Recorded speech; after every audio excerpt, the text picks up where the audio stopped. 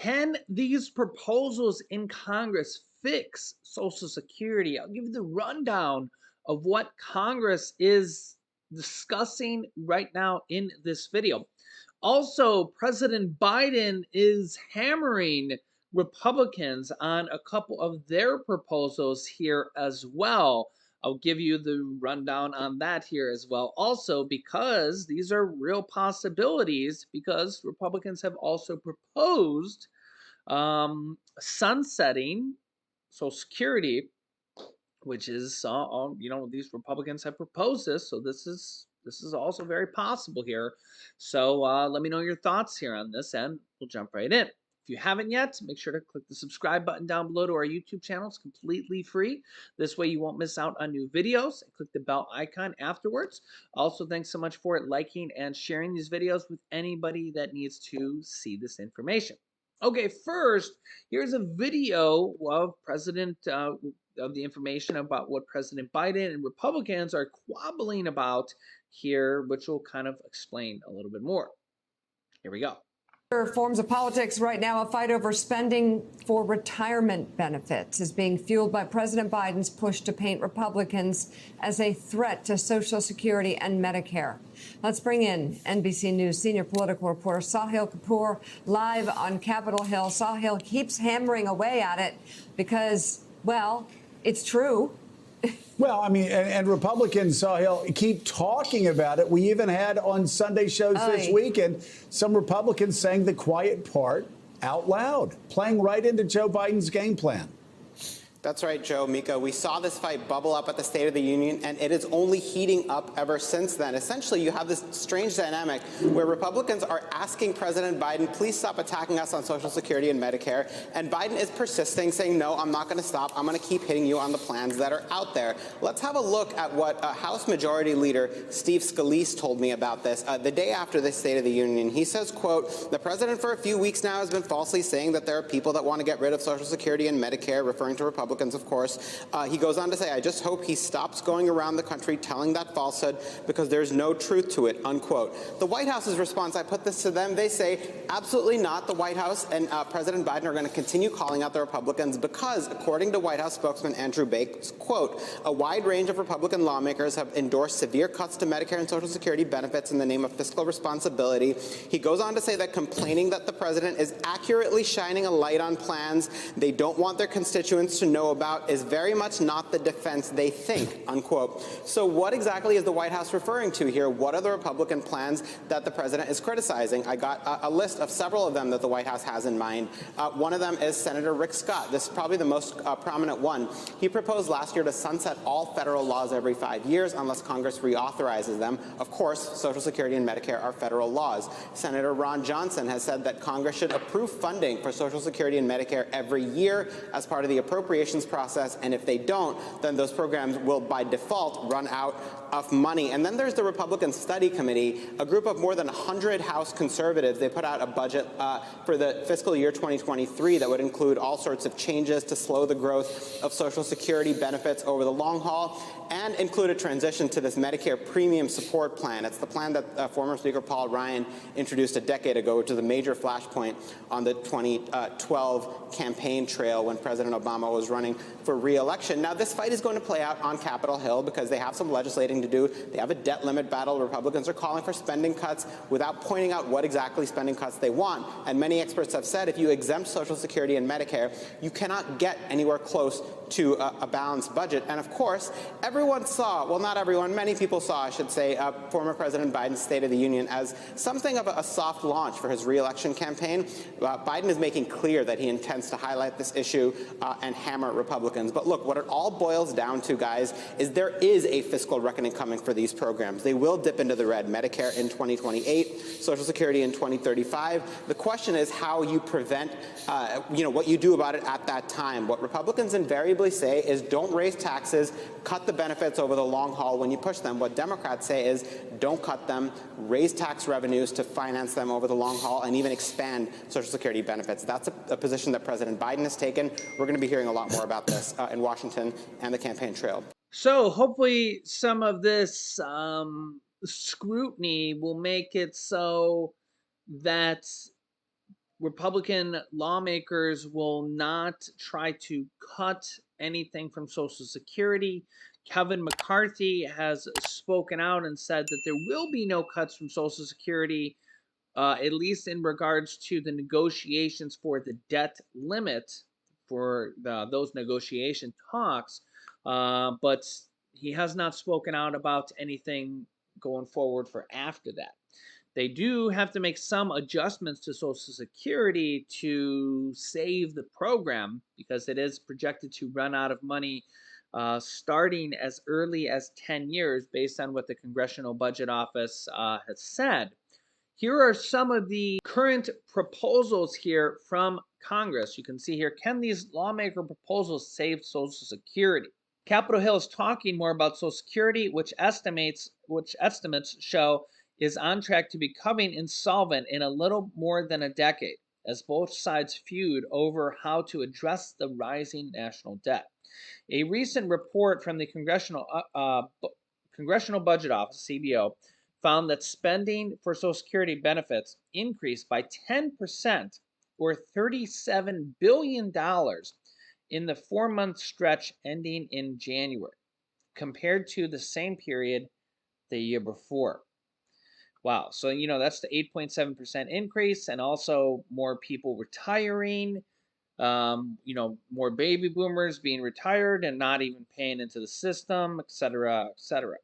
The CBO pointed to the recent increase in the average benefit payment to explain the jump, but also the continued rise in the number of beneficiaries. Wow, I pretty much knew that, which is often cited as a key component behind the insolvency threat facing Social Security. Lawmakers have introduced varying proposals over the year aimed at shoring up solvency for the program. But a battle over the nation's debt limit has shined a fresh light on finances for Social Security, which also accounts for a chunk of federal spending. Potential fixes to Social Security are often a heavy lift in Congress, and that reality is no different for the currently divided legislature. Here are some of the ideas that have gotten attention so far. Raising the payroll tax cap. Senator Joe Manchin, a key centrist, some people say he's a Republican, some people say he's a Democrat, but he does have a D by his name, suggested raising the taxable wage cap as a potential quick fix for the program, saying, quote, "You have enough cash so people can continue to get benefits that they have earned and worked for. The easiest way to raise the cap," he told The Hill last month, though he wouldn't say whether the idea would be able to pass in the divided Congress at the time. Of course, you don't actually know that until you do it and have a vote. It raises a little bit, but not enough. I'm not actually sure what he means by that. The current cap on maximum earnings that can be taxed by Social Security rests at about $160,000 for 2023, up from $147,000 the prior year, which is actually it's a significant gain or increase from the previous year. Joe Manchin says, quote, "I guarantee most West Virginians pay about 100%, which means they pay the full Social Security payroll tax, because very few people have average incomes of $150,000 or more. Very few people have average incomes of $150,000 or more. I think he means to say very few people have average incomes of $150,000 or less." And the wealthier areas, they have a lot more. I think he's trying to say that most people in West Virginia have average incomes of $150,000 or less. I think that's what he's trying to say. I don't think anyone would miss it if they raised the payroll tax for people in West Virginia. I think it would help solidify cash flow problems we have. But there are a lot of other people in high cost of living areas like New York City, a lot of parts of New York, a lot of parts of California. Um, I don't even know all the areas, but I think it's, let me see here. According to just a quick search on Google here, what percentage of Americans make six figures or $100,000 or more? How common is a six-figure salary? According to the latest data available, around 5.4% of the American population makes six figures, but most of them earn in the lower range. For example, approximately 15.5% of six-figure earners in the US make between 100 and 149,000. So there you go. That gives you the details. So approximately 15.5% of six-figure earners in the US make between 100 and 150,000. Interesting there. Now, this actually is the same proposal that Senator Bernie Sanders has to actually increase the Social Security benefits by $2,400 a year. Um, there's been this couple different variants of this plan. I think there's three different versions of this bill. One of them would start applying the Social Security payroll taxes at $250,000 and one at $400,000 and up, and basically would tax all the money above that at 12.4% additional taxes. So basically, they would take an additional 12.4% taxes right off the top, and I don't believe you would get any um, additional benefit for that because they would just take the money, put it into Social Security, and you wouldn't get any additional Social Security benefits for it because you would already have maxed out your Social Security benefits for that year. You've already would have hit the maximum you could pay into Social Security for that year. So you're basically just paying into the Social Security system for that year and not getting any benefits. It's kind of like Robin Hood, tax the wealthy and give it to everybody else. Um, but this would actually give an additional $2,400 a year for everybody. For everybody. So everybody else would get a $2,400 a year benefit. Or I think even maybe those people, there'd probably be an income limit on it. So I don't know. He's supposed to be reintroducing a new version of this bill here. So we'll see. It could hit any day now. This would also extend the solvency by 75 years. So we'll have to see. This has also been vetted by the Social Security Administration to be true. Their mathematicians have done the math on it and it checks out. So that's very, very good. This article says the idea is likely to face some difficulty in attracting sufficient support among Republicans, but if all Democrats supported it, they would only need a few Republican votes in the House, literally, just like 10 votes. And in the Senate, they would also need 10 votes as well. But some Democrats have discussed adjusting the cap by targeting earners making above $400,000, as President Biden has pledged not to raise taxes on those making below that amount. So Democrats would go for that, and you'd probably only need literally a few Republicans. Raising the retirement age to save Social Security. We have seen several Republicans talk about this. I'm not sure if I've seen any Democrats talk about this, but this is on the table. Some Republicans previously proposed using the debt limit as leverage to secure significant financial reforms as concessions from Democrats, while also eyeing reforms to shore up solvency for Social Security age, including raising the retirement age.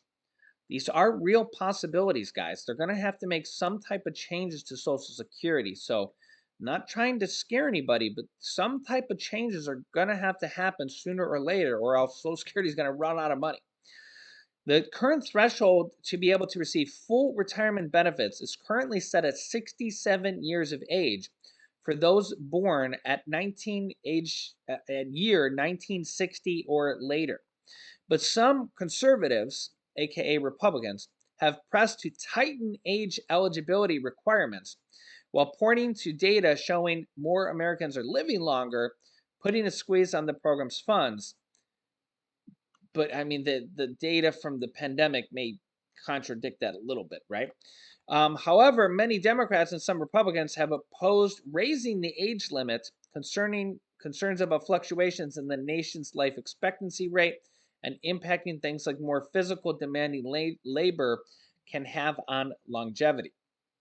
while Gary Burtless, senior fellow in economic studies for the Brookings Institute, said people are living longer. He pointed to research conducted by him and others at the think tank that showed gains in longevity have been concentrated among people further up in the lifetime earnings distribution. Quote, a lot of the longevity improvements have gone to people far up in the income distribution and maybe halfway up the income distribution, but those gains have been slower than those at the top, he said. Adding, there's a fairness question about raising the retirement age for everybody in the population. That's interesting. Republican leaders have since vowed not to use the debt limit to pursue potential changes to Social Security, just in debt limit talks, but have pressed for lawmakers on both sides to work on a bipartisan solution potentially afterwards. Another solution is potentially creating a sovereign wealth fund to shore up Social Security. Reports emerged last month that Senator Bill Cassidy, Republican from Louisiana, and Angus King, Independent from Maine, are working towards a bipartisan compromise to help shore up Social Security. Semaphore, which broke the news, reported the effort could potentially entail a sovereign wealth fund being set up to help shore up Social Security, but would operate separately from the current funds. The senator's office told The Hill at the time both Cassidy and King have been working on the legislative solution, but said the plan is not finalized. They said on Friday that the idea could potentially help with covering benefits for the program, but doubted it would pay for the whole gap if such a legislative effort made it past Congress anytime soon. They said, quote, at this stage, the trust fund has got to be so small that earning a few extra percentage points higher every year on average is not going to make a material difference. It's basically what they're arguing. Maybe instead of the trust fund going to zero in 2033, in 10 years, or in 2034, it would have made it last to 2037 or 2038. Bipartisan panels may tackle Social Security problems. Though Republican leaders have said potential reforms to the programs are off the table in the debt limit talks, there have been discussions of a Social Security commission fitting into a compromise to raise the debt ceiling. However, there is some distrust among Democrats of the idea from Republicans, which White House spokesperson Andrew Bates panned as a quote death panel for Medicare and Social Security in recent comments to Bloomberg. Quote, with the president points to announce new plans to keep making our economy work from the bottom out and the middle up, not from the top down, House Republicans are dead set on the opposite, is what he said. The response was met with immediate criticism from Republicans, with House Rules Committee Chairman Tom Cole, who previously expressed support for the idea, suggesting the White House is afraid the commission would recommend something the president doesn't like. If the president is really interested in preserving benefits, as we all are, then he needs to act with Congress to ensure the program's solvency. Otherwise, the very cuts he fears will happen, and they will be steep. So, as you can see here, they're talking about potential cuts actually happening sometime in the future. And the longer they wait, the more likely they are to happen. And if they don't do something now, the closer and closer we get to the program running out of money, this is a problem. And this is why you really have to say, why did they even wait this long to begin with? Because Congress has been kicking the can down the road for so long. And you even heard the quote there that, like, yeah, they could have made some adjustments, but the problem is now is that the they say, figuratively that the program's so low on money, which is still like $2 or $3 trillion, but in the course of 70 million Americans collecting Social Security, which is like over 20% of Americans, it's like 20 some percent of Americans getting Social Security checks like on a weekly basis, right? And then you remember everybody gets their checks on different days, right? Um, 20% plus of Americans are collecting Social Security benefits, SSI, SSDI, VA, veterans, RRB. So think about how many Americans are getting checks. $2-3 trillion sounds like a lot, but it's literally dwindling every single month. Okay. And the last two COLA raises were the largest in 41 years. This 8.71, and believe it or not, the one before that with 5.9% was the largest in 41 years as well. They both go back to 1981. Okay, we thought the 5.9% was big, and then the 8.7% was actually 50% bigger than 5.9. Okay, so both those are making a huge dent in the money coming out every single month. And the more baby boomers retiring every single month, it's basically just taking a large chunk of people out of paying Social Security, now retiring. It's more and more people retiring, just percentage wise. It's more people coming out and taking their money now. So, and the longer they wait to do this, it just hurts Social Security more and more and more. So they're going to have to adjust the taxes or the retirement age, who pays in, who pays how much, or cut benefits or something. And I know people don't want to hear this, but they have to do something, and they have to do it soon. The longer they wait, the worse it's going to be. And or the money's got to come from somewhere. I mean, you guys can let me know your thoughts in the comments, or they're going to have to just bail out Social Security with a couple of $1 trillion or something, which they could do as a one-time thing, like they have done with past packages and stuff. But that doesn't solve the long-term trend. Remember, the long-term trend is money coming in consistently. So I'll keep you up to date here on a daily basis. If you haven't yet, make sure to subscribe down below to our YouTube channel. It's completely free to do so. New videos come out here every day at 10 a.m., 3 p.m., and 8 p.m. Eastern Standard Time. Make sure to click the bell icon after you subscribe. It's completely free, and I'll keep you up to date here. Here's some videos you can watch next. Here is some good news from the IRS that you should watch if you haven't seen that video. It's really good news there. And here is another video about Social Security benefits, actually, that just came out here that I just did here as well. So click on one of those videos next. Thanks for watching, guys, and I will see you in the next video.